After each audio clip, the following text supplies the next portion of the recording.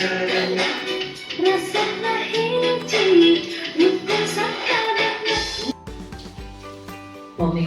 bertumbuh Bapak Ibu.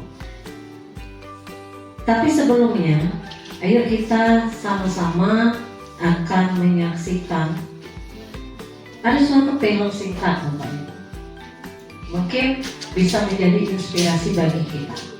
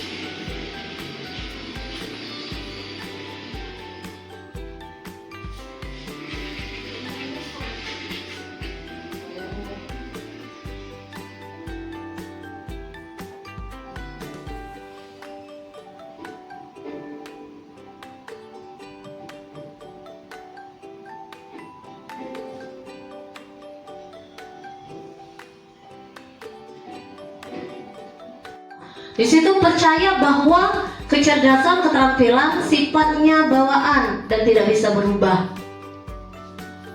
Itu prinsipnya. Allah, si itu bisa maju tuh karena memang dia itulah. Gitu. Ya kan kita seperti itu. Allah, dia bisa tampil ke depan tuh gara-gara itulah. Gitu. Padahal apa? Kita semuanya bisa maju bersama. Tidak ada yang lebih di sini, semuanya bisa maju. Terus yang kedua, mudah menyerah ketika menemui kesulitan. Sama seperti kita belajar kurikulum berubah terus. Capek gitu ya. Kurikulum baru belajar K13 lah, kurmer juga. Baru kurmer belajar di tengah profil pelajar Pancasila lah, profil lulusan juga, ya kan? Capek, berhentilah, terserahlah. Apapun yang terjadi, yo kami mah inilah. Nah, jadi kalau kita sudah takut dikatakan seperti itu, hari sudah, ya aku mah inilah, yang penting nerima gaji per bulannya dah ya. Sudah, yang penting siswa ini kalau diminta nilai, pada nilai, ya kan? Wah. Terus apa Bapak Ibu? Ini ada contohnya Bapak Ibu. Kami mau tanya.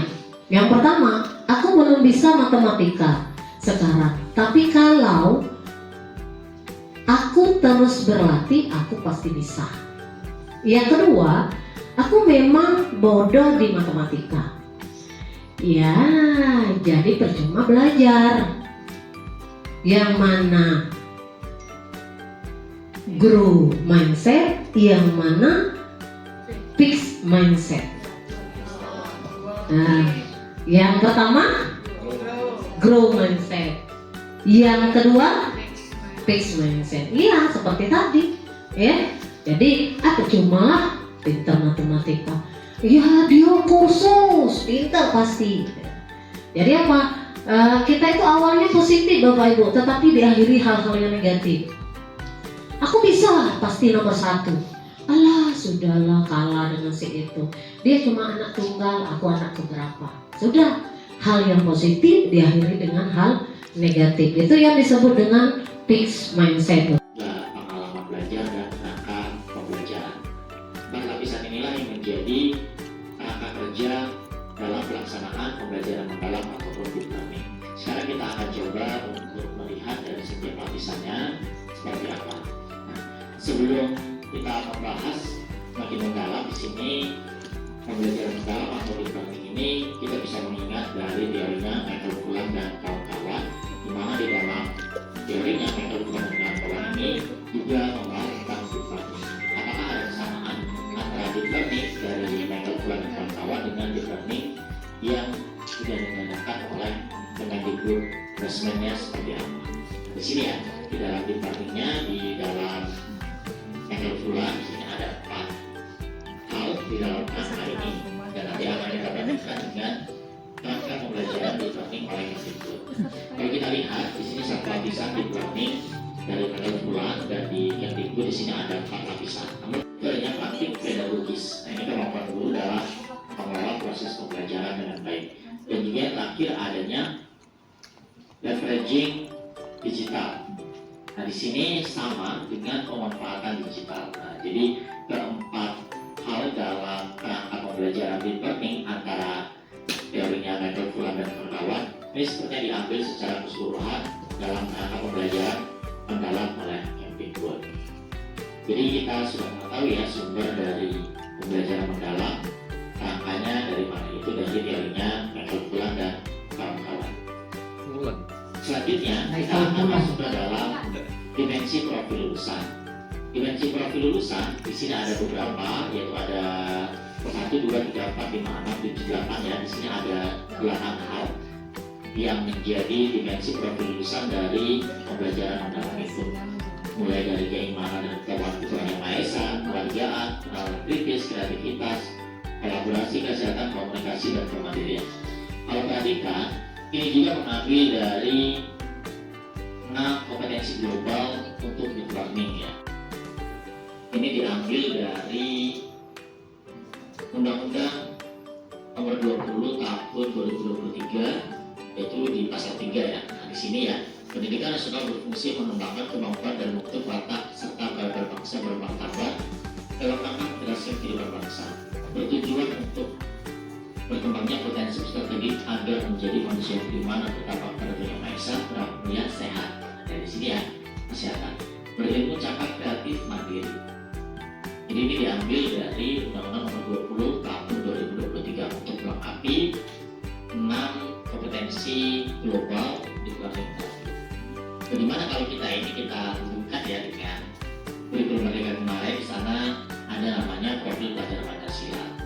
Di sini ada beriman bertakwa kepada Tuhan Maha Esa, bertindak global ini sama dengan keluargaan ya, bergotong royong, kreatif, benar, kritis, dan mandiri. Nah, sepertinya semua yang ada di dalam profil pelajar Pancasila semuanya ada di dalam dimensi profil lulusan dari pembelajaran mendalam ataupun deep learning. Self regulation.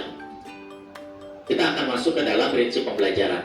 Di dalam prinsip pembelajaran dari kerangka penerapan pembelajaran mendalam, di sini ada 3, yaitu berkesadaran, bermakna, dan menggembirakan. Nah, berkesadaran di sini adalah mindful, bermakna di sini adanya meaningful, dan menggembirakan adalah joyful.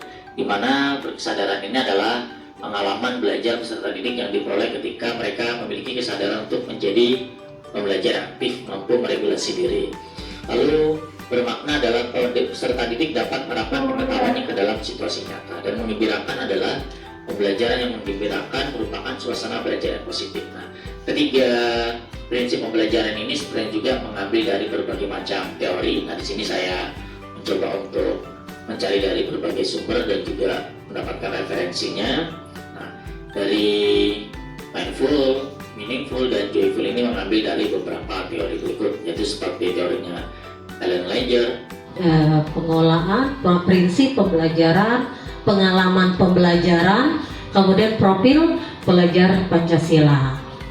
Ya, profil lulusannya. Jadi Bapak Ibu, apa yang kita pelajari ini sebenarnya sudah dilakukan. Jadi kita kembali ke prinsip pembelajaran, berkesadaran, bermakna, kemudian menggembirakan. Ya. Jangan menggembirakan itu, anak-anak akan lebih senang, Bapak Ibu. Kemudian di pengalaman pembelajaran, memahami, mengaplikasikan, merefleksi, itu yang dilakukan terus. Kalau di RPM kita, rencana pembelajaran mendalam, di situ kan di bagian akhir Bapak Ibu, di penutup, biasanya kita selalu melakukan refleksi.